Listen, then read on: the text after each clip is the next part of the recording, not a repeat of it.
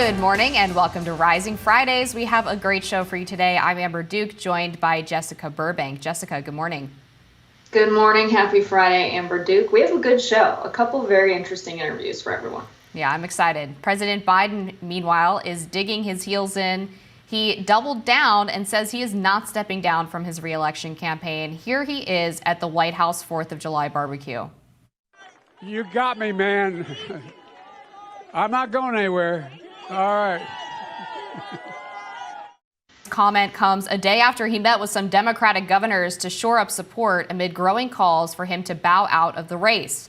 In an attempt to reassure them, the president said that he's tweaking his schedule, curbing events after 8 p.m. so that he can get more sleep. This is according to several news reports. Now, one White House official told Axios reporter Alex Thompson, quote, "Everybody is miserable and senior advisors are a total black hole," end quote. The uncertainty surrounding Biden appears to be scaring off donors. Disney heiress Abigail Disney told CNBC News that she's now going to withhold donations to Democrats until Joe Biden drops out. Major donor philanthropist Gideon Stein said he's decided to pause planned donations of $3.5 million per CNBC again.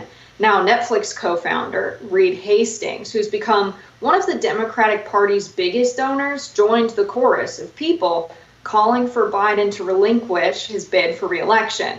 And the bad news for Biden just keeps stacking up. A new New York Times Siena College poll published this week shows he's now behind former President Trump by 6 percentage points. Among likely voters, he is 43% compared to Trump's 49%. And among registered voters, Biden has 41% and Trump has 49%.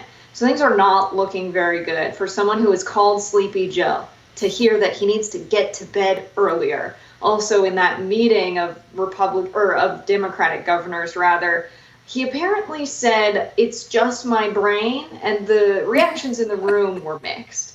That, okay, that's the most important part. And it was unclear if he was joking or if he was serious. What an abysmal place to be, Amber, that this is the leader of our country and the front runner for the Democratic Party. It's absolutely brutal to watch. And at a certain point, it's not even funny. It's actually just sad that he is still in there, that people have not stepped in sooner to get him out of the way. Clearly, somebody else is running the White House because I don't think Joe Biden is capable of it. And I think that's the most important question that the media and the American people, frankly, should be asking, is if Biden is this decrepit, this incapable of doing the basic duties of his job. As Alex Thompson at Axios also reported, the White House apparently intentionally schedules events between the hours of 10 a.m. and 4 p.m. because that's when Biden is most lucid. They've been making great efforts to hide him from anyone outside of his very close circle of senior advisors because they're afraid of this narrative spreading throughout White House staff that he's not capable of doing the job. So again, who is in charge? Who is actually running the country? And how much of a betrayal is that to the democratic process that you have a president who is effectively a figurehead? Joe Biden, of course, in that fundraiser in McLean earlier this week, the transcript has now come out and confirmed the reporting that he did try to blame his international trip on his bad debate performance. The international trip that he returned from 12 days before the debate had 2 days of rest prior to going to Camp David to participate in the mock debate preparation, which they only started at 11 o'clock in the morning and then made sure that Sleepy Joe had his afternoon nap. So obviously none of these excuses are getting rid of this concern about Biden's health, and the continued leaks only confirm that the White House has been going to great lengths to try to cover this up. But I also would say, you know, from a media perspective, these news outlets just a few weeks ago were telling us all that we were crazy for thinking that these videos of Joe Biden, who looked lost and confused and was wandering off, were problematic, running with the White House line that these were cheap fakes. It's not just a White House cover-up, but it's a media cover-up as well.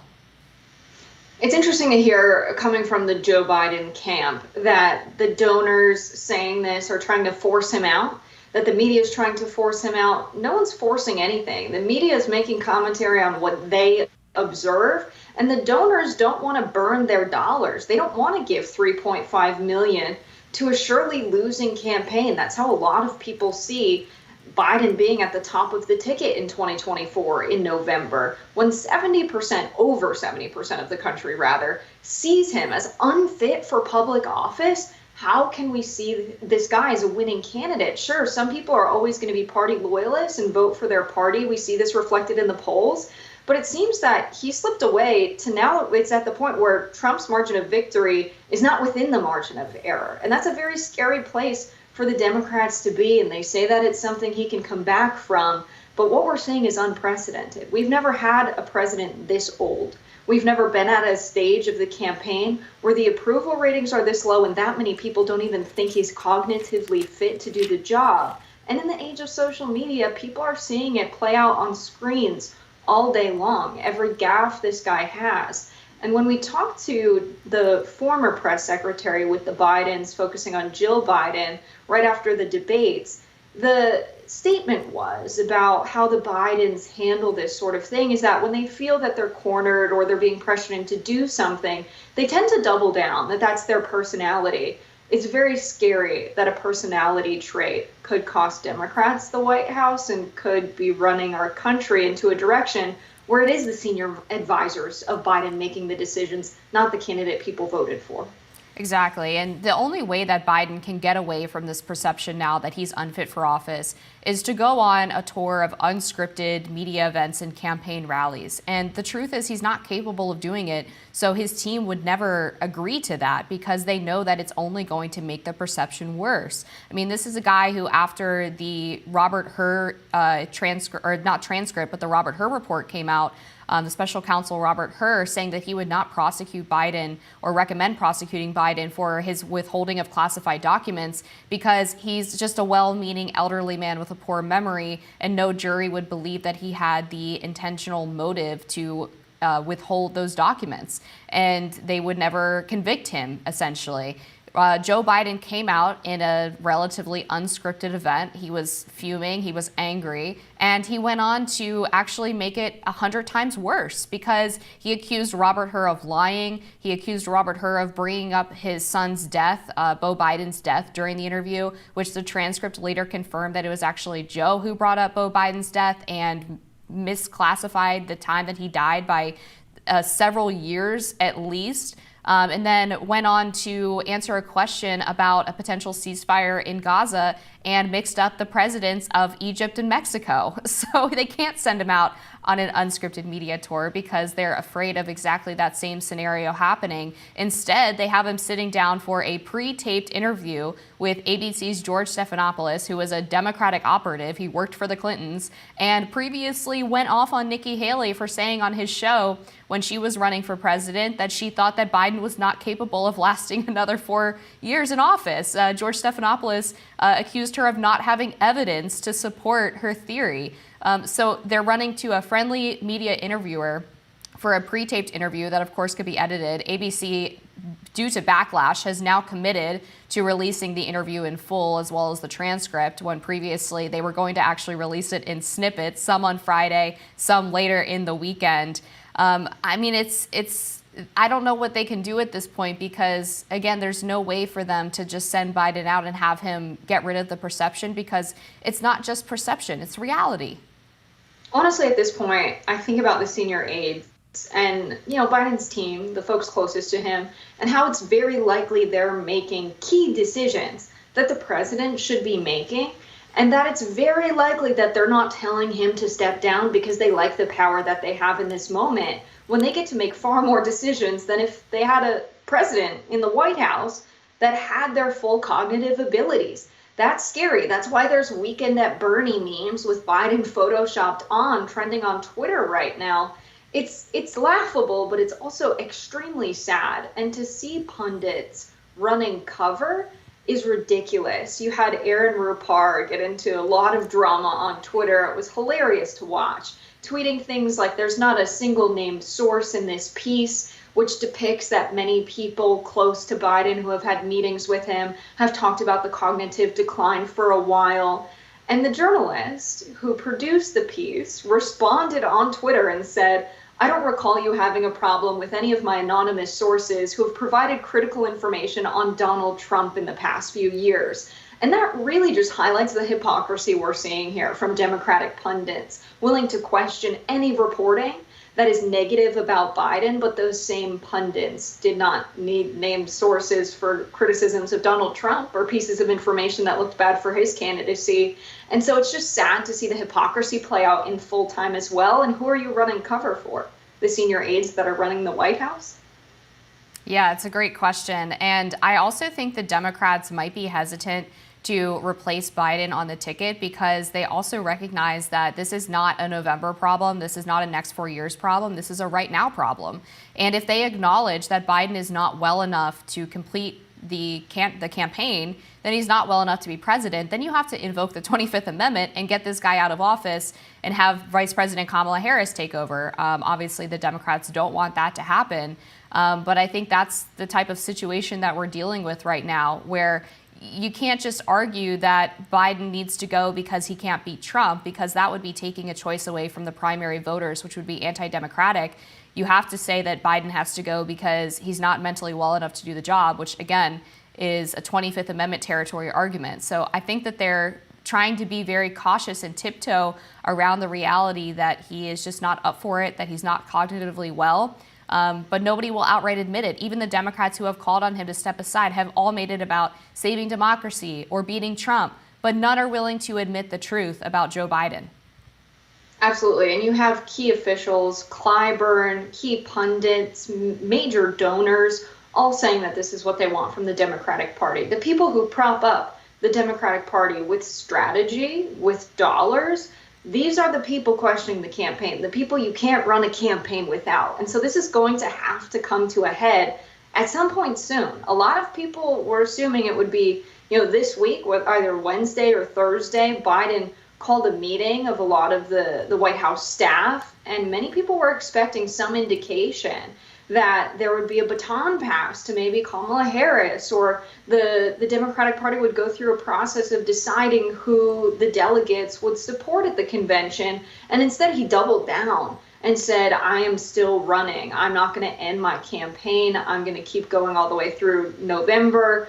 And many people had already assumed that the announcement would be that the baton's getting passed to Kamala, and we're starting the process of that now. And Twitter just blew up with Kamala Harris support, people who are members of the K-Hive, Kamala's very loyal group of supporters who are very online, that they would team up with the Bernie Bros and the party's finally unified. And it was a beautiful moment for like 2 hours. And then this news broke of what was said in the meeting. And it's sad that potentially by still running, Biden is costing the Democratic Party a moment of unification that they haven't had, that they need to continue to get votes. They need that working class progressive support. Otherwise, I don't think we can see them recovering from this, running a president like Biden into 2024.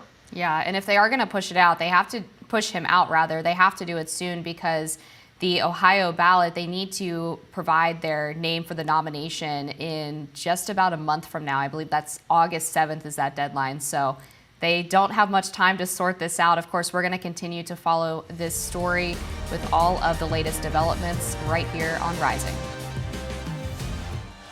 Is the New York Times bailing on President Joe Biden? That's what it looks like. Over the past few days, the traditionally liberal news outlet has published multiple opinion pieces by guest writers scrutinizing Biden's current position as the presumptive 2024 Democratic nominee. Let's take a look at some of the headlines. The struggles of President Biden and the truth about aging. No poll can tell Biden what he needs to hear. Doing nothing about Biden is the riskiest plan of all. The Philly girl shielding Biden from the bad news. Should Biden step aside or stay in? What prominent Democrats are saying. The outlet has also published pieces examining talks of Biden dropping out. Look at this headline. Biden tells allies he knows he has only days to salvage candidacy. Major Democratic donors devise plans to pressure Biden to step aside. The New York Times seeming skewering of Biden left readers irate. Senator John Fetterman reacted, posting on X, quote, "The twice impeached, consumed by revenge, 34 felony conviction serial liar, vowed to be a dictator, Project 2025 Trump, yet the media still obsesses on smearing a good president and decent man. If anyone lost their way, it's the New York Times." Journalist Besh Schloss posted, quote, "Seriously, what is wrong with the New York Times that it would publish a column like this on the 4th of July? Political scientist Miranda Yaver wrote, quote, "On the 4th of July, the New York Times published this unpatriotic excuse for an op-ed, legitimizing not voting when democracy is on the line and authoritarians looming with the blessing of the court that the New York Times has barely covered. Today, I canceled my subscription."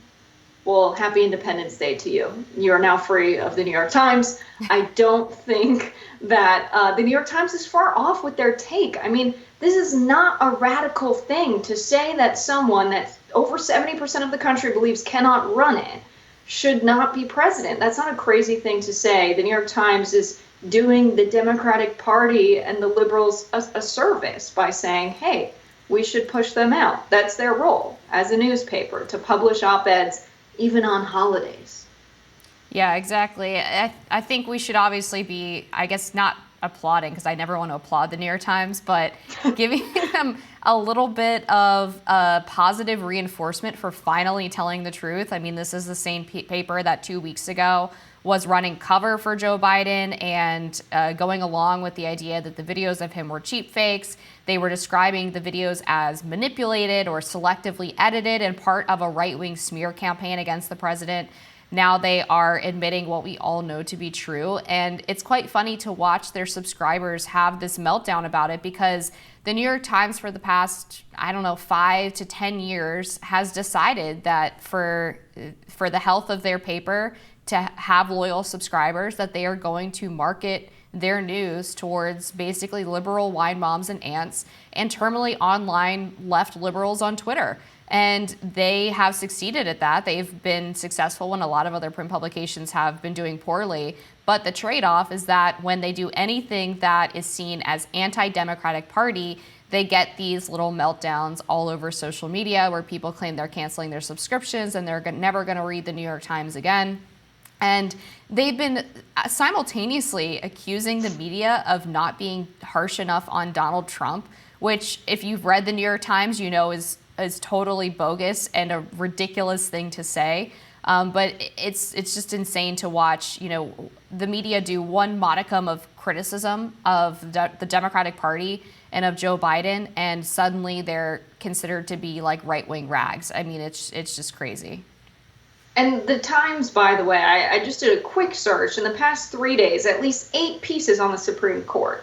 The debate was a week ago. To say that you're not covering the Supreme Court and instead you're just slandering Biden, it's just not accurate with what we're seeing from the New York Times. And to make the statement, how could they do this on the 4th of July? There is nothing more patriotic than criticizing the president. That's kind of what the 4th of July is all about, being angry at guys that are the most in power. It's very patriotic to criticize the president on the 4th of July, but I think at the heart of this is pundits don't want any criticism of Biden. They see anyone that spends any time criticizing him from within their party or on the left as someone who is undemocratic, that somehow by opposing the Democratic candidate we didn't have a primary for is an undemocratic position to take. What would be pro-democracy would be holding a primary. Let us vote for the guy in power. That's what democracy is all about. And it's just talking points from a party that in 2016 fought in a court of law to say that actually party leadership, not the members voting in the party, can handpick and favor candidates. This was when Hillary Clinton was getting funds from the Victory Fund, which was supposed to be used for the Democratic candidate that won the nomination and would face off with Trump in 2016. Instead, she was pulling those funds during her competition with Bernie Sanders to quash him in the primary.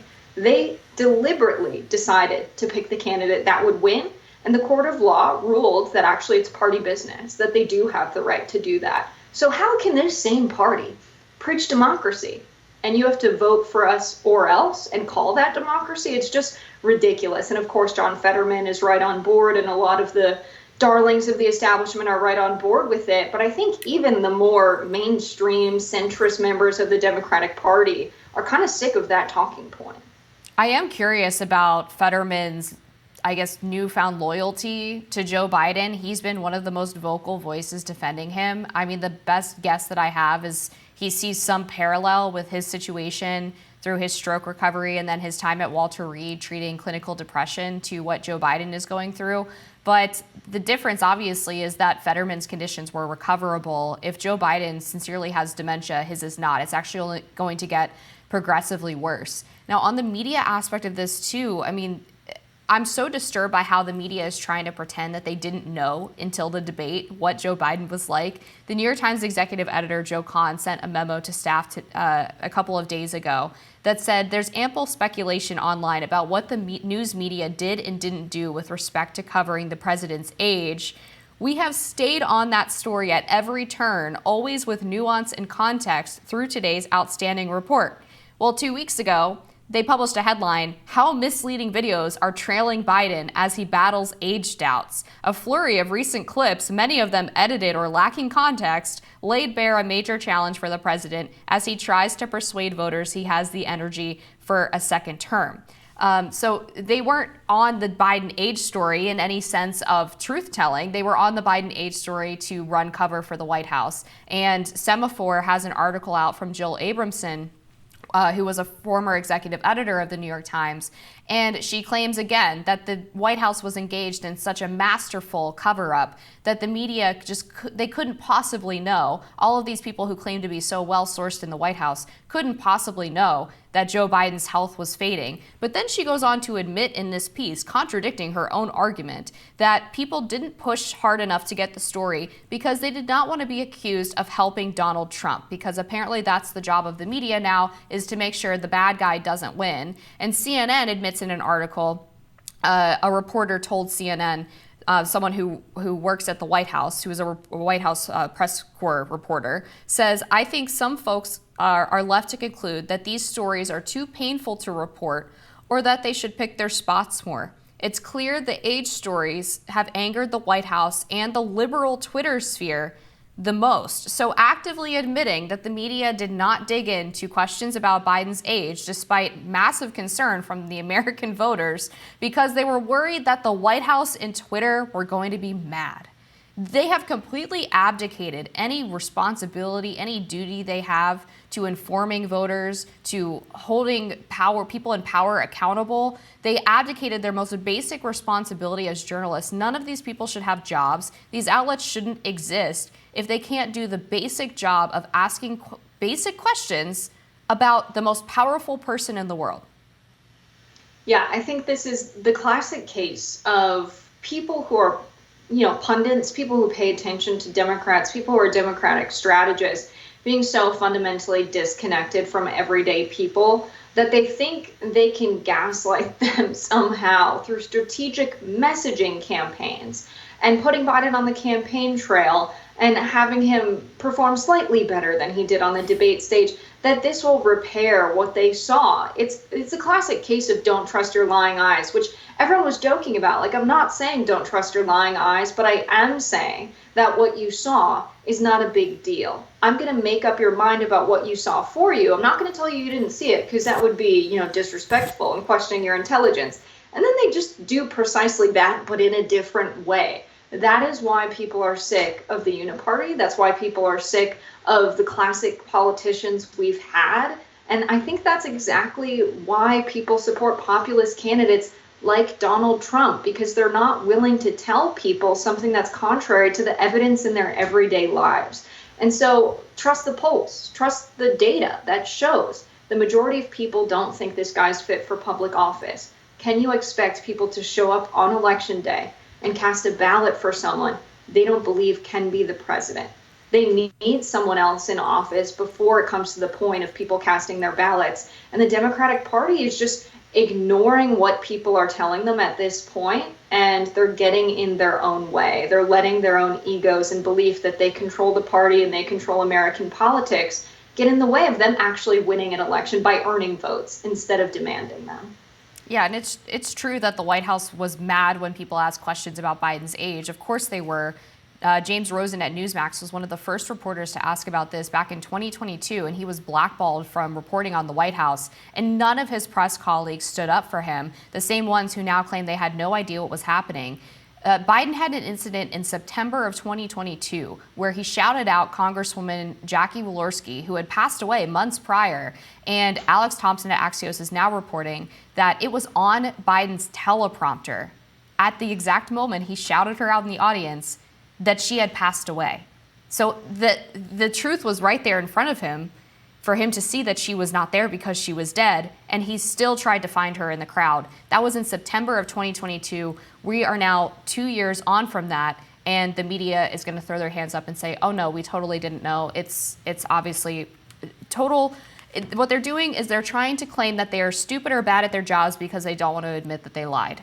They view being seen as bad at their jobs as marginally better than being called liars, but that is exactly what they are. We're going to have to leave it there. More rising after this. Voters have kicked out all of the Republican women from the South Carolina Senate. There were only 3 Republican women in the Senate, and they courageously took on their party to stop a total abortion ban from passing in the state last year. And in turn, all 3 lost their primaries to male candidates. They were among a bipartisan group of 5 women nicknamed the Sister Senators, who filibustered the near total abortion ban. Now, the Sister Senators were all given the John F. Kennedy Profile and Courage Award last year for risking their careers for the greater good. The South Carolina Senate went on to pass an abortion ban last year that prohibits abortions after an ultrasound can detect cardiac activity, which is about 6 weeks into pregnancy and before many women know they're pregnant. Joining us now to discuss it all is Republican South Carolina Senator Katrina Shealy. Thank you so much for coming on Rising. Thank you for having me today. It's a pleasure to be here. So what do you make of this decision by many of your colleagues in the Republican Party to sort of oust you 3 for male candidates instead? Well, I think it was a plan all along, because it was kind of like we heard it after we filibustered, after we I think the Profiling Courage Award was like a slap in their face, that we were told that was a Democrat award that I guess they thought we were supposed to not accept it, which really, to me, was, kind of crazy. I'm quite sure that any of them would have accepted that award had they been offered it for something else. But one of the House members specifically said, we will take all the Republican women out of the Senate next year. And, I went and congratulated him after it was over and said, well, you got your wish. And he told me he never said that, but it's on tape somewhere. But I think it's a big loss to the Senate, not because of that, but because we have no Republican women who will stand up and voice opinions on other things. Women they know how to run a family. They know how to buy groceries. They know what it's like to teach their children. There's so many other things women do. I champion so many other issues in the Senate, and there's nobody to do that. And that was the challenge I gave them when I gave my closing speech.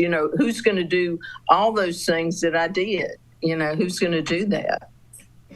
The voters were pretty decisive in the primary. It looks like you lost 37.5 to 62.5 to your primary opponent.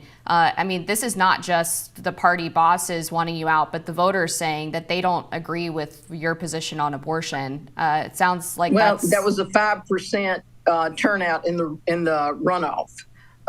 In the original primary, I won the primary, but not by, because we had 3 people, and it was still abysmal. It was like 14% turnout. And then in the runoff, it was 5%. So nobody's interested in elections anymore, which is sad. And now everybody's saying, I can't believe you lost. Well, I lost because you didn't show up to vote. But, it's not a given you're going to win an election just because you're an incumbent. And the things they did during that election were horrible. They had billboards up saying that I was a baby killer, that, Katrina Shealy lies, billboards, and all it was about was abortion. They had nothing else to run on.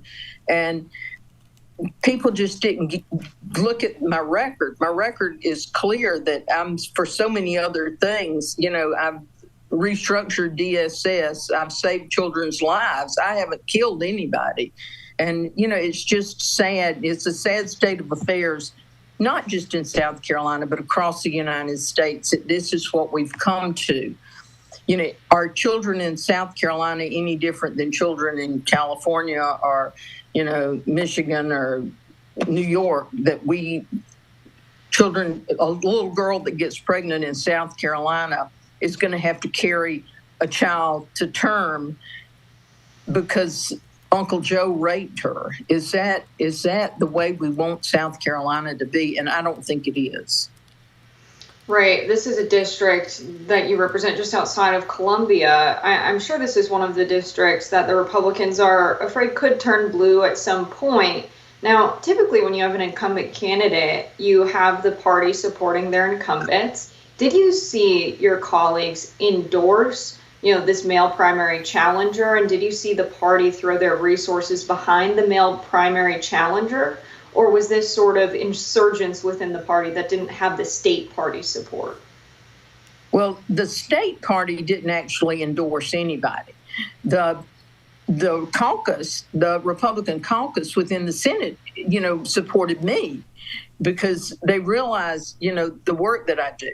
But the local party endorsed the other candidate. But our local politics has gotten so... They're not Reagan Republicans. They're far right Freedom Caucus, and I don't know if y'all have Freedom Caucus. I know in D.C., but it's different here because they're so far right that we have just turned into the party of. They want to be for freedom, but only for freedom for things that they want to be free, like no mask, no shots. But when it comes to women, we've gone back to 1920. I'm surprised they haven't taken away our right to vote. We have people that stand in the halls of the South Carolina Senate or the South Carolina State House and say, women shouldn't be here. Women should, be home. Women should be barefoot and pregnant. Women should, they don't have the right to rule. We have one man that is he stands out there with his Bible and says, God doesn't want you here. It's absurd what we let go on at the South Carolina Senate. Senator, it is the Republican Party platform, though, to be pro-life. And this bill, according to a report from ABC News, does include exceptions for life of the mother, rape, incest, and fatal fetal anomalies. So what is your specific objection to the bill? Well, the bill as it ended up it's 6 weeks, which when most people don't know they're pregnant. I introduced an amendment that was 12 weeks. And it almost passed. It only didn't pass by 2 votes. It was 25 to 27. That would have been my ideal bill, to be 12 weeks, rape, incest, life of the mother, and fatal fetal anomaly. But once we've gone so far at that point. I mean, if they would leave it alone now, but let me tell you what's going to happen now. What's going to happen now is they're coming back this year. They're going to want 0 exceptions at conception, no exceptions. That's what they want. They want, no abortions, 0 abortions for no reason. And there is a bill in the House right now. We have to start over. It's a new year. But that says if a woman has an abortion, she is subject to committing a felony, and she could get life in prison or the death penalty. There is a bill in the House that says that. They are taking it so far that I mean, doctors are not going to, practice here. So where are we going with this? We have 15 counties in the state of South Carolina that they have no gynecologist. I'm going to get the word right in a minute, because they don't want to practice here because they're afraid they'll lose their license. They're afraid they'll go to jail. I mean, that's sad. The maternal and women's health in South Carolina it's abysmal. We just don't have it here because people are afraid to practice. And we don't have any doctors in the Senate or the House. We have a pharmacist. I don't want him practicing, my health care on me, but we don't have anybody that has the ability to tell me how I should take care of my female health issues, or any health issue for that matter. But they want to control that, and they really don't have that experience or that right. Now, abortion wasn't get our always doctor's this, opinion. Excuse right. me. And this is something that wasn't always a partisan issue, and it wasn't something that people always looked at the government or their elected officials to get involved in. I'm curious what you make of your position in politics now. Are there still ideals you hold that make you want to stay a Republican, but really question this part of the Republican Party platform that a lot have clung to, which is, a lot of the heartbeat bills, a lot of the total bans without exceptions? What do you make of the party as a whole now? Are you still identifying with Republicans? I still identify as a Republican, but not on this issue. I'm still pro-life. I'll always be pro-life because I've saved millions of children in South Carolina from being abused and neglected, and keeping them out of abusive homes, and the Department of Juvenile Justice, and making it better, and all the things I've done. I am pro-life. I am pro-life for the elderly. I'm pro-life for so many other things. But pro-life to this group of people is only pro-life for the unborn. That's where it stops. They don't want to take care of children once they're born.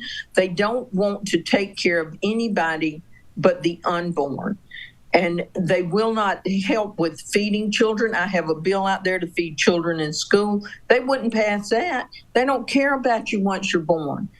So I think that a responsible Republican should want to take care of all people, not just the unborn. And, they laugh at me. I want to take care of the unborn, but I want to take care of everybody. And yes, I'm a Republican. I'm conservative. I believe in being conservative. I want to save the world. I don't want to spend $1 billion doing it, but they just want to save the unborn. And then when they're born, they don't worry about how they're going to be adopted, who's going to take care of them, because there's not all these people that they're forcing to have babies are not going to take care of them. They're not going to, be a great parent. They're going to abuse. If you force somebody to have a child that doesn't want to, and they don't go up for adoption, what's going to happen to them? They don't care about that. You make a child, a 10-year-old have a child, you've not ruined one life, you've ruined two, because a 10-year-old probably is never going to be able to have a child with someone she loves, because you're going to ruin her reproductive system. I've said that on the Senate floor. They don't care. They said it's God's will. Well, it's not God's will for a 10-year-old to be raped by somebody. That's not God's will. All right, Senator, we're going to have to leave it there. Thanks for joining us on Rising. Thank you. The FDA is jumping on the clean girl makeup trend. Starting this week, the FDA has new regulatory powers over cosmetic products as a part of a 2022 law. For context, the FDA receives over 5,000 reports every year about health problems related to the use of cosmetic products. They believe the new law will help advance public health. The law, called the Modernization of Cosmetics Regulation Act, is aimed at bringing greater transparency and oversight to an industry that's been largely self-regulated. The law requires companies to clearly label allergens, disclose every product they sell, and register their facilities. It also gives the FDA power to recall a product and require companies to report serious adverse events, including hair loss, birth defects, and life-threatening experiences. And that's not all. The act requires the FDA publish a report summarizing its safety assessment of forever chemicals in cosmetics by December 2025. The agency is also expected to propose rules requiring companies disclose ingredients of their fragrances and to standardize testing for detecting asbestos in products, including makeup. So what do you think about this, Jess? This is a lot of regulation being added in, but I think for good reason. Makeup products have been largely unregulated. We've seen companies have launches where they send out lip products that have mold in them or powders that have gone bad, and there's not a recall. A lot of customers can't even get a refund on their money or a return sometimes because the customer service obviously is not super great at some of these companies. So I kind of take this as a welcome development. When you're putting things on your skin, of course you don't want them to be harmful. Right, yeah, there have been so many products that people show breaking out in rashes, having allergic reactions to. There's something in them that just shouldn't be put on the skin no matter who you are, allergic to the thing in it or not. It's just a chemical that's unsafe for use. We see Europe having pretty clear regulatory standards. They have a thriving cosmetics industry. Anyone who would say this kind of regulation would hurt the industry is wrong. I think the industry stands to benefit from their products being safe to use. I think a lot of people are starting to pay closer attention to what's in their food and what's in what they put on their skin, what products they use. What's interesting as a part of this law is not only is it going to make the cosmetic industry safer, there's a little bit more transparency for consumers. When you have companies required to say what products they make, it's going to stop this tricky thing that's been happening, where people have identified a lot of the designer, brand names, celebrity makeup lines are producing all of their cosmetics in the same factories as drugstore makeup or much less expensive brands. But because the packaging is different and because it's marketed differently, it's assumed to be a higher quality product when it's not. And so having this list, having companies say what products they produce, I think that's going to, increase the transparency so long as they don't find some kind of workaround for this new law. Yeah, I tend to agree. And what's interesting with makeup companies is that they do have chemists that develop a lot of their products, or at least work in tandem with the designers and have these chemical labs, but apparently they have not been subject to the same scrutiny as other labs that produce chemical-based products, which is very concerning that they would not have those regulations. And I'm kind of curious as to why it is that it took this long for the FDA to get involved in this process.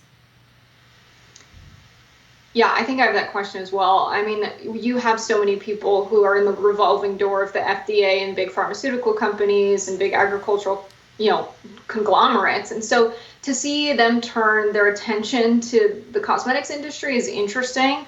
I have a lot of questions about how this ended up happening as well. But I think that when you don't have anyone that's, serving in the FDA on the board who's a decision maker, who's formerly been a consultant or an executive at a major cosmetic company, it really opens the door for good policy to be made. And I think I would just like to see the same thing happen for large pharmaceutical companies, for large agricultural companies. It's about time the U.S. starts paying attention more so to what Monsanto has been up to, having these genetically modified seeds that they have patents for, which it's insane that that's illegal. And I have a lot of questions about if that's good for our food industry as a whole.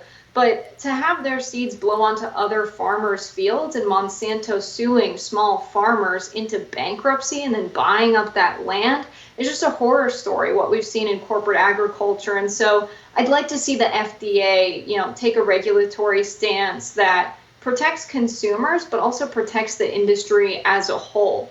And so I would like to see the FDA be far more active. And we've seen candidates like RFK Jr. make this, more of the conversation, and candidates like Jill Stein as well, focusing on, big ag, big pharma issues that a lot of the candidates coming out of the Uniparty don't touch. simply because they have donors coming in from those industries, and they're essentially paid not to. And so I think this is a step in the right direction, but we need more from the FDA for sure. There's also been some new studies coming out about forever chemicals and just how effective they are at penetrating the dermal barrier, meaning they can seep through your skin at levels that were previously unknown. Some scientists and industry officials, according to this article in The Guardian, have claimed that PFAS used in personal care products or makeup won't be absorbed because they're ionized so they can repel water. But the research in this study shows that this theory does not always hold true. So anything that you're putting on your face, of course, can get through your skin barrier and be absorbed into your body. And a lot of these products have these forever chemicals. We have a lot of forever chemicals in our cookware and other products that we use on a daily basis. We covered on this show about the Band-Aids that were tested that showed a presence of quite a lot of forever chemicals. I think it was almost 80 to 90% of popular Band-Aid brands that had tested positive for PFAS. This is a very pervasive issue, and one that I think is fascinating in the context of seeing that more young Americans are being diagnosed with cancers, which is something that no one seems to know quite the cause for, but I think it's worth asking if this can be related to a lot of the toxic chemicals in our everyday products. Absolutely. I mean, when we see class action lawsuits because baby powder has been proven to be linked with forms of cancer, that's babies that Johnson & Johnson and other major companies were okay with selling these products that have severe consequences. And so we've seen companies be this greedy before. You know, we've seen Purdue Pharma knowingly sell OxyContin, which is incredibly, addictive to the point of being a street drug that people will pay a 2,000% markup plus for. And so people rely on products, and they're starting to realize that, these companies don't have their best interests at heart, and they're developing alternatives. A lot of videos have gone viral on social media of people using these apps where they scan a product and it brings up what potentially harmful chemicals are in that product in real time while you're shopping in the store. And so I think a part of this, new FDA law comes from companies, honestly, maybe supporting it because they know they can influence the FDA more. They would rather you get the information from a centralized place than you find it on your own and you crowdsource this information. Because a lot of the products people know and love that go viral with the makeup gurus all the time are some of the ones that are worse for you. When you look at this app, it's been shocking seeing what chemicals are identified to be in these products. And so this could be the result of people taking matters into their own hands and the FDA saying, well, better us than them. Let's make sure that we're controlling this rather than people organizing themselves and boycotting some major products. So it could be the result of, people organizing en masse to get the information on their own. We're going to leave it there. We'll be back with more Rising after this. Scrutiny and skepticism against Joe Biden has skyrocketed since his dismal debate showing. Democratic politicians, donors, media, and pundits alike are calling for him to bow out. So, should Biden stay the course? Our next guest has correctly predicted 9 out of the 10 last elections based on a system that he's come up with, examining the 13 keys necessary to win the White House. Joining us now to talk more in depth on these keys is Allan Lichtman himself. Welcome, Allan, to Rising. Thanks for joining us. Why don't you give our viewers first a little bit of a rundown of exactly how your system works in terms of predicting who will win in November? My system is fundamentally different from the polls. Polls are snapshots, not predictors. They are abused as predictors. My system is fundamentally different from the pundits, who have no scientific basis for their opinions and are often wrong. My 13 keys to the White House gauges how American presidential elections really work as votes up or down on the strength and performance of the White House party.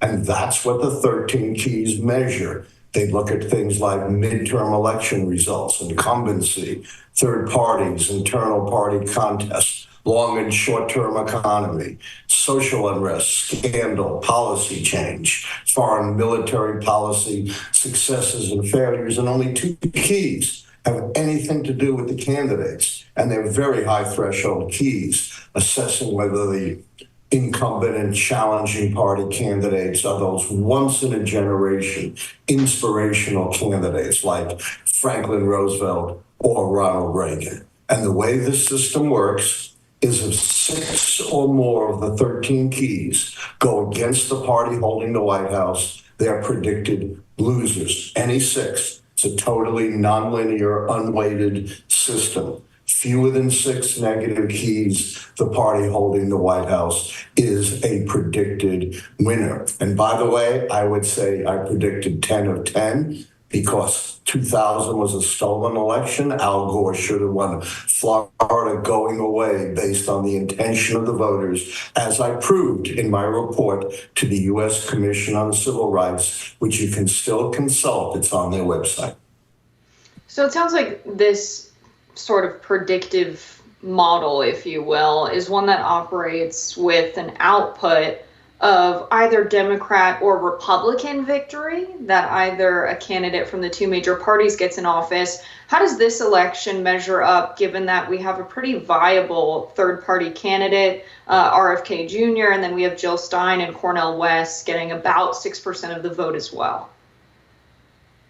Yes, third parties figure into my keys to the White House. They're one of my factors, and they count against the White House party because they are a sign of discontent with governing. But not every third party or independent campaign would count.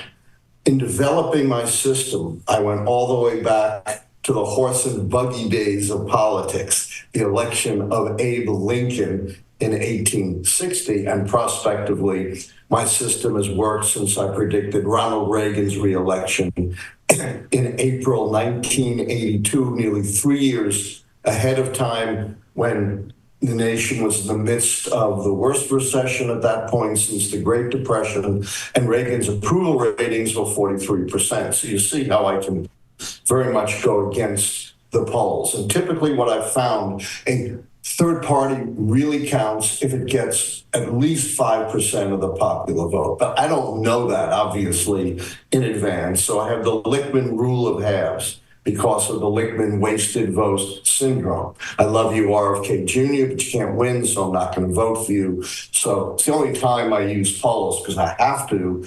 I count third party against the White House party if the candidate stabilizes at least at 10% in the polls. What do you think Joe Biden should do at this point with cratering support after his debate performance and a lot of tension within his own party as to whether or not he should continue in the race? If there's all of these outside factors that voters are deciding on that really have nothing to do with Biden, is his performance that much of a concern, and what can he do to regain trust from voters? Yeah. First of all, let me say, all of these journalists, pundits, commentators, political operatives who are putting pressure on Biden to withdraw have no track record whatsoever in predicting election results. And almost all of them were wrong in 2016 when I correctly predicted a Trump win. And yet they claim to know what the Democrats must do to win this election, and they are playing right into the hands of Donald Trump, who is reveling in this disarray among the Democrats. The keys to the White House, though, show the folly of bumping Biden off the ticket because Biden checks off 2 of my keys, incumbency and party contest. That means 6 more have to fall to predict the Democrats' defeat. You bump Biden and you don't have an obvious successor, you lose both those keys, and only 4 would have to fall. So presuming that these folks don't bump Biden out, what Biden needs to do is what FDR did when his health was in question. You know, in those days, having a disability was considered far more severe than it is today. When he ran in 1932, some of his advisors said, don't even campaign. You know, we don't want your disability out there in front of the country, and they're going to think you can't govern. Imagine that. And FDR said, nuts, and ran one of the most vigorous campaigns in history. That's what Biden needs to do. Run one of the most vigorous, unscripted campaigns in history, hold lots of events, including press conferences, unscripted interviews, Oval Office addresses. But let me say, you know, in terms of debate skills, that's way down on what it takes to be a good president. Far more important is experience, judgment, values. And, you know, none of these critics who have been so critical of the debate have tied it to Biden's performance as president. He has achieved more domestic accomplishments than any president since the 1960s. It was Biden and Biden alone who brought together the coalition of the West that stopped Putin from conquering Ukraine. And now he is working very hard on a ceasefire and may well achieve it. All that is so much more important. And all of this disarray plays right into the hands of Donald Trump. And I have to say, the media is fundamentally complicit in electing Donald Trump. All their focus has been on Biden, and that's legitimate. But they have totally ignored the fact that Donald Trump's performance in the debate posed far more of a threat to American democracy. He is lying and conning his way to the presidency. His whole performance was based on lies, one lie every minute and 20 seconds, and he has promised not to respect any of the traditions of American democracy,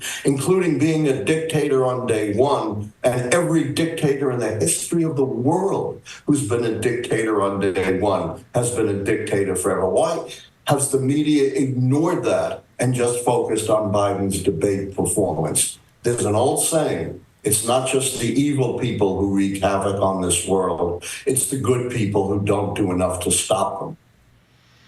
Now, I think Biden's incumbency, you know, while it does oftentimes give candidates a leg up, when we have over 70% of the country saying they believe he's not fit to run, and also the party contest being, you know, 4 years ago, the decision to not hold a primary, you know, I'm curious how that factors into the metrics here. Because this is something people can see play out in full time. We've had presidents definitely with questions about, you know, their debate performances, but also their cognitive functioning before. But in the age of social media, when we can all see it on our phones, I'm curious if we're handling that metric differently, or if it's time for perhaps a new metric there. And a little bit curious about the position on the economy that so many Americans have. And if that played into I'm sure it did, the keys that you have, and in what way? Look, the keys are based on history. They're very robust. As we mentioned, they go all the way back to 1860, when, you know, an agricultural economy didn't have polls, automobiles, jet planes. Women couldn't vote. Most blacks were enslaved. Asian Americans, Latin Americans, my ancestors from Eastern Europe hadn't even come here yet. But I'm not psychic Gene Dixon with a crystal ball. I'm not Speaker Mike Johnson, who claims the Almighty talks to him. And it's always possible, you know, an event can be so unprecedented outside of the historical pattern to break that pattern. And we have two extraordinary unprecedented things today. The issue of Biden's age and competence, which the media has fixated on, and the fact that the other candidate is a convicted felon, 34 felony counts, who has openly threatened to destroy American democracy, which the media has largely ignored. Now, I do have a plan B. Let's say for a moment that the pressure on Joe Biden becomes so great that even though he doesn't want to, he has to withdraw. I don't think that's the right thing, but I do have a plan B to save the keys to the White House. That is, he resigns the presidency for the good of the country, which would put him in great contrast with Donald Trump, who only does things for the good of Trump. Kamala Harris would become president, She would preserve the incumbency key, and Biden could arrange it so all of his delegates would be instructed to support Harris, so you wouldn't get a party fight, and you would preserve the contest key as well. That is a plan B, not a plan A, but that's far better than Biden just stepping down from the race and letting the delegates brawl it out to see who would take on the nomination. Unfortunately, we're out of time, but I know our viewers are going to find it interesting, the idea that the media is too soft on Trump. But Allan, we definitely appreciate it. Thanks for joining us here on Rising. Anytime, you know where to find me. Oh, can I say one more thing? No. You want to follow the keys? My live show every Thursday at 9 p.m. Eastern. You can find it at Allan Lichtman YouTube, ALLAN. Okay, gotta go. Thank you.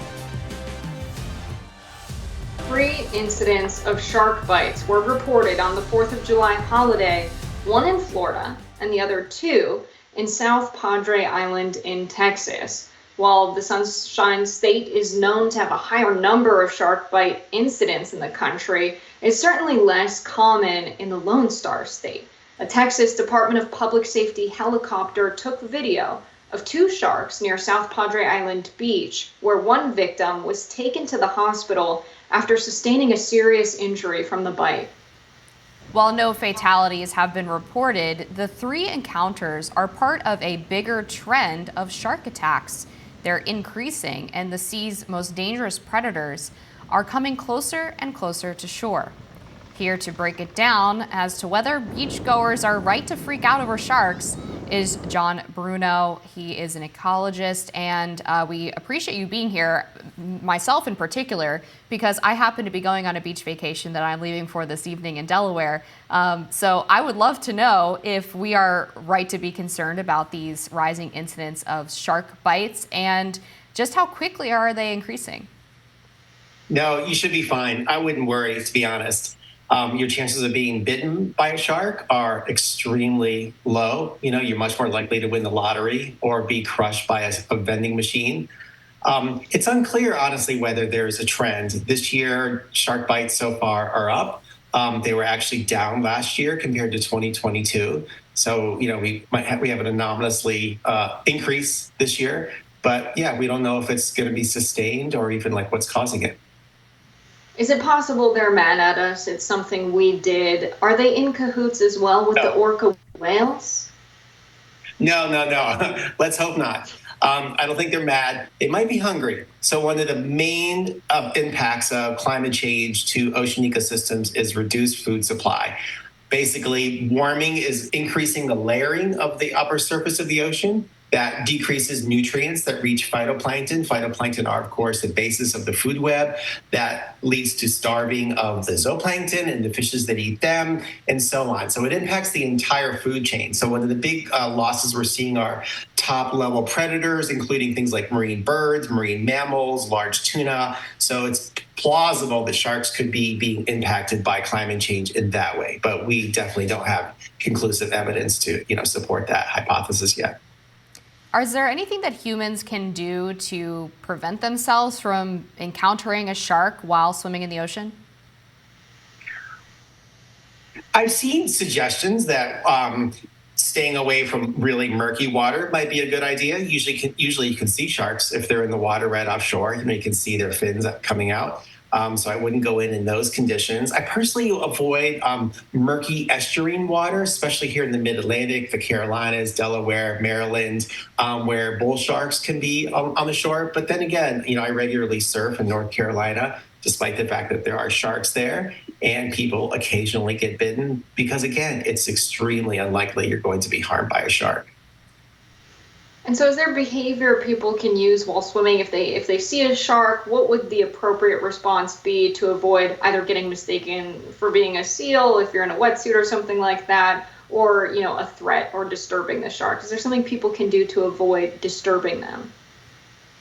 No, honestly, I'd get out of the water if I saw a shark, really any shark species, because they can often bite you accidentally. Very few shark attacks are purposeful, where they're trying to eat a human. So usually they're chasing their prey. and you're just in the way, or you just happen to be there, or they're kind of like biting you to taste you to see whether they're your prey. So obviously, if you see a shark, it's a good time to get out of the water. Other than that, I think there's not much you can do. Again, it's just a very rare chance occurrence. Are there other potential threats lurking in the ocean that might pose a bigger risk to beachgoers than sharks? I think riptides probably harm and kill much more frequently than shark attacks, so that's something to look out for this weekend when you're at the beach. Watch out for the riptides, and they're again something you can see. You can see the water kind of moving out off the shore, and usually it's kind of a calm portion where the waves are coming in kind of around them.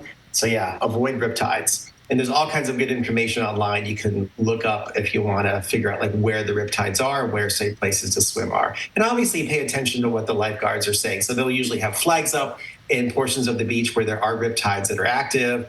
So yeah, swim at the safe places that are flagged by lifeguards. As someone who grew up in New England, we had this issue of the Long Island Sound being terribly polluted, and we didn't have a lot of big marine life there. There's been a huge effort to clean up the sound and protect the native species there, and we've seen some larger marine life come in.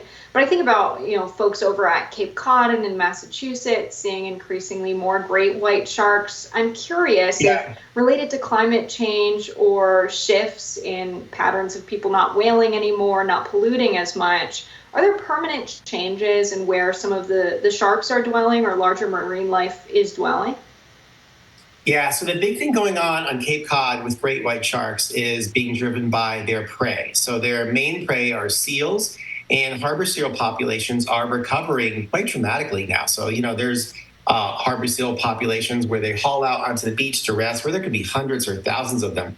And the great white sharks know where they are. So they wait offshore for the seals. And the reason the seals are rebounding, they're just coming back from being over-hunted for centuries. We haven't hunted them for decades now, so their populations have recovered. And yeah, so the great white sharks know that, and that's why they are being drawn there. It's also plausible that warming of that region is pushing sharks up into that area. But I think in that specific case, it's more to the fact that there's just a lot more to eat for them. We've also seen a seeming trend of whales washing up on shore, both on beaches and also swimming up rivers and getting stranded. What do you think is attributable to this trend, and is it a reason to be concerned about the broader whale population? Yes. So one of the big problems with whales, especially the endangered North Atlantic right whale you might have heard of, there's just a few hundred left. They are being tangled up in fishing gear in New England. So that's a big cause of concern. We're really worried about losing that entire species. Could happen in the near future. There are whales coming into the Chesapeake more often. They'll be coming into the Long Island Sound more often. In a way, that's a good thing, right? Because they're coming in because we really cleaned up the water. So the Chesapeake water clarity has improved really dramatically. And the one way we measure that is not just measuring the clarity of the water, but the recovery of the seagrass beds. Seagrasses are really sensitive to low light. So overall, the ecosystem in the Chesapeake is improving, and that's bringing in large animals. So in a way, that's a good thing. But yeah, we should be concerned that they're getting kind of trapped in there. Have you noticed more attention on the shark attacks because Donald Trump gave this campaign speech where he said, what if you're in an electric boat and the battery's very heavy and it causes the boat to sink? Yeah.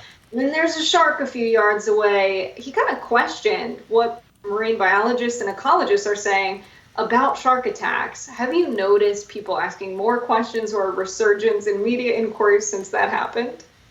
Oh, yes. I've gotten like 15 or 20 media inquiries about talking about shark attacks in the last couple of weeks. And that's the only thing anybody has ever asked about, right? And there's like so much going on in the ocean. Like I'm writing a book now on climate change impacts, and it's like just impacting every aspect of the ocean is being impacted by warming. The food supply, the food web, fisheries, all kinds of things like that. There's mass coral bleaching going on in the Great Barrier Reef, the most extreme event of coral bleaching we've ever seen. We just lost lots of coral last year in the Caribbean, and the Caribbean's also already incredibly warm for this time of year. So yeah, there's so much going on. And I'd love to be talking about those things rather than shark attacks. I'm teaching a class at UNC Chapel Hill called Seafood Forensics, and so the students quantify what's really in seafood. So seafood's often mislabeled to kind of hide what's actually being sold. In the past, we've worked on local fresh shrimp that if you buy along the coast, 2/3 of the time it's actually an imported species from the Pacific. So it's probably farmed in Indonesia, Ecuador, shipped to North Carolina, thawed out, and then sold as fresh and local. Recently, we've been working on shark. So if you go into markets in the Raleigh Triangle area, you can actually buy shark in most of the grocery stores, and it's just generically labeled shark. Doesn't tell you anything about the species or where it comes from. So we sequenced the DNA in that tissue and found that there's a fair amount of hammerhead shark in there. And that's a highly endangered species that we shouldn't be catching and selling. And B, it's a very long-lived top predator. They live at least decades. And so the problem with that is that mercury becomes concentrated in the tissues of their body. Mercury is obviously really harmful if consumed at high concentration, so that's something nobody should be eating. But you have no way to protect yourself from that because it's not labeled as such. It's just labeled generically as shark. So that's an undergraduate class that I teach that has been doing that work. And now we're working on shark in pet food. A previous study in Europe found that there was a lot of hammerhead shark and other endangered species found in dog and cat food. And so we've been sequencing dog and cat food over the last 6 months, and sure enough, finding hammerhead sharks in cat food when it's not labeled as such. It's usually labeled as things like seafood delight, so it gives you a hint that there's some seafood in it, but it doesn't tell you that it's a hammerhead shark. Now, I doubt that's harmful to your cat in terms of the mercury, but obviously it's harmful to shark populations globally and to the health of the ocean ecosystem. So yeah, the take home is when I'm asked about sharks biting humans, what I really want to talk about is humans killing sharks. We harvest tens of millions of sharks from the ocean every single year, and we've really devastated their populations globally. And that's a big problem because sharks play a really important role in ocean food webs because they're one of the top predators. And yeah, it's really sad to see them, declining and disappearing in lots of places. This is really fascinating. Thank you so much for talking everything sharks and beyond. Very much appreciate you, John. You're very welcome. Have a good day. You too. We'll be back with more Rising after this. The Heritage Foundation's Project 2025 has gotten more attention in recent weeks for its right-wing policy proposals designed for transfer of power should Donald Trump or another Republican win. The conservative think tank's 900-page plan outlines policies that put forward a governing agenda that details conservative priorities should a Republican win the White House in November. The president of the Heritage Foundation, Kevin Roberts, is turning heads for his comments on the project. Here's a quick clip from his appearance on right-wing outlet Real America's Voice Network. Take a look. That we are in the process of the Second American Revolution, which will remain bloodless if the left allows it to be. He also went on to say to viewers that, quote, "We are in the process of taking this country back. No one in the audience should be despairing. The reason that they are apoplectic right now, the reason that so many anchors on MSNBC, for example, are losing their minds daily is because our side is winning." So very interesting. We talked to Tom Jones on the program with the American Accountability Foundation, who received a $100,000 grant from the Heritage Foundation. That was a really interesting interview. But it doesn't seem to me that Project 2025 has the support of all Republicans. I'm curious, Amber, what your understanding of that is. Is this something that, Republicans are in lockstep with, that they really support Trump making this his platform? Well, I know that Project 2025 is not affiliated with the Trump campaign. This is an independent project by the Heritage Foundation. And Trump himself has sent out multiple indications that he does not actually appreciate outside groups trying to create policy platforms for him because it gives the impression that he supports all of the things that are on it. This applies to groups like America First Policy Institute as well as the Heritage Foundation. Both of those have been sort of chastised by the Trump campaign. But I think, what's more important in Project 2025 outside of the policy proposals is probably the staff vetting project.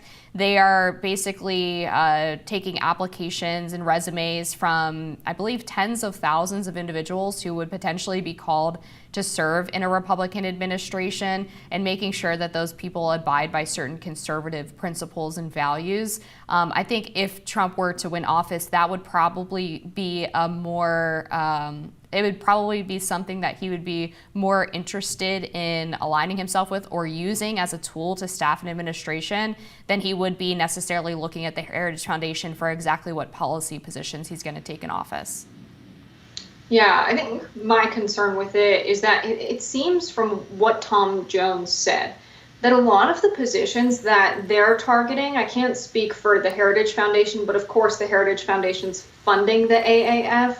And so I would assume that this is a part of the Project 2025 agenda, but the assumption that they would produce a list of people within various departments that are regulated by Congress, that are not official appointments from the president, and it would be a clear overstepping of power for the executive branch to decide that they have say over what Congress has the final say over. And so I think that's what I'm most afraid of, and that's what I would most challenge from these people. So that statement that we're having a second revolution and that it will be bloodless if leftists allow it to be, or the left rather allows it to be, I'm curious, like, what the threshold for that is. Is it that the left has to initiate violence, or is it that the left has to get in the way of their agenda, which it seems that there's constitutional legal grounds to get in the way of that agenda? And so it's very concerning to hear a statement like that as someone who's on the left. I would hope that Donald Trump would distance himself from it, given that statement we heard that's really just making waves this week.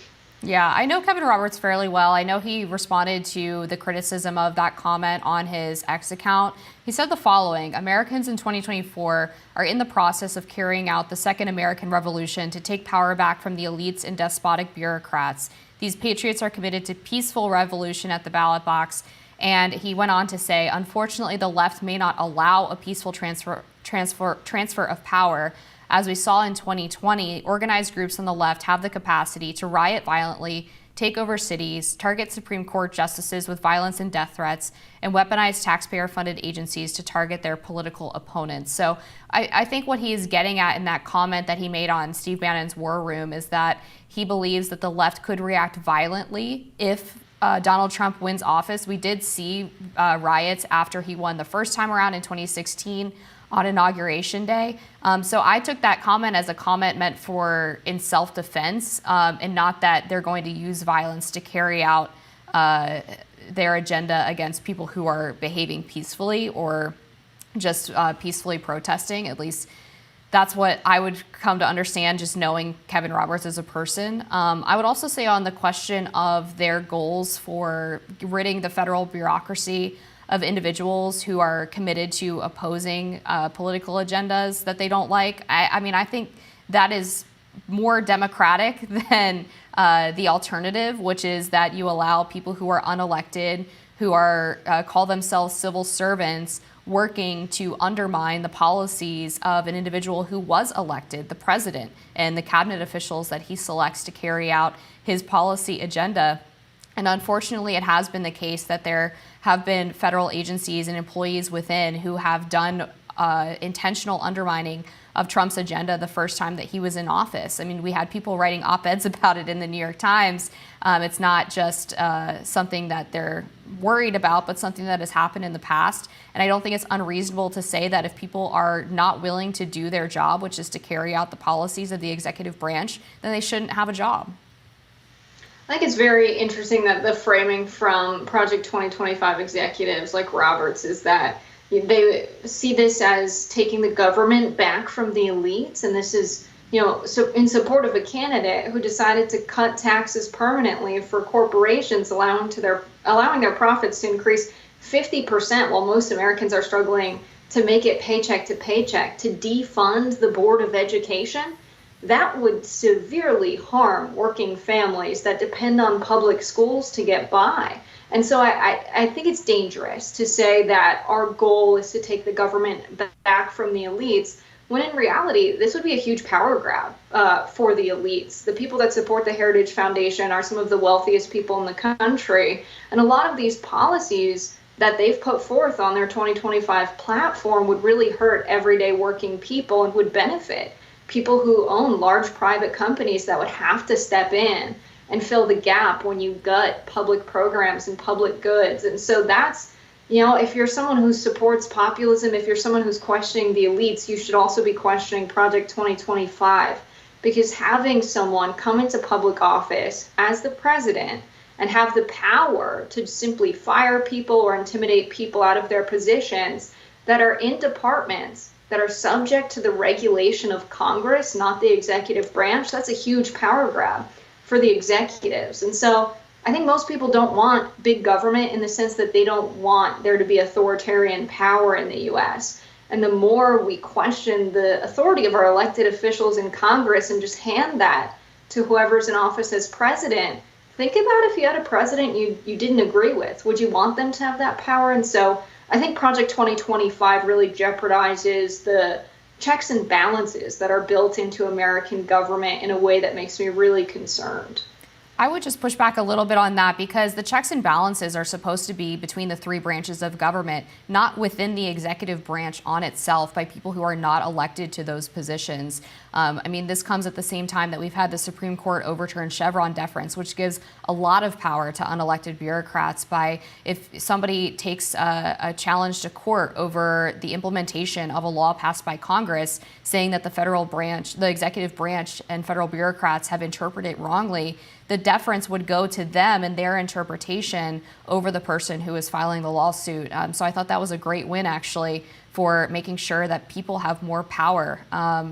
The people who put the president in office to do things. The reason why things don't change when we elect people that we support is because 90% of the government is running on autopilot by these unelected bureaucrats. So that is a position of Project 2025 that I support. Unfortunately, we're out of time, and that's going to do it. Quickly, yeah, please go ahead. Yeah, my point about checks and balances would be that if Congress oversees that agency and has final say over that agency, that would be the legislative branch that Congress is a part of, and the legislation would dictate what happens in that agency. And right. Well, they get to say like how many positions there are and the funding of it, but that doesn't mean that they get the say over who's hired for those positions.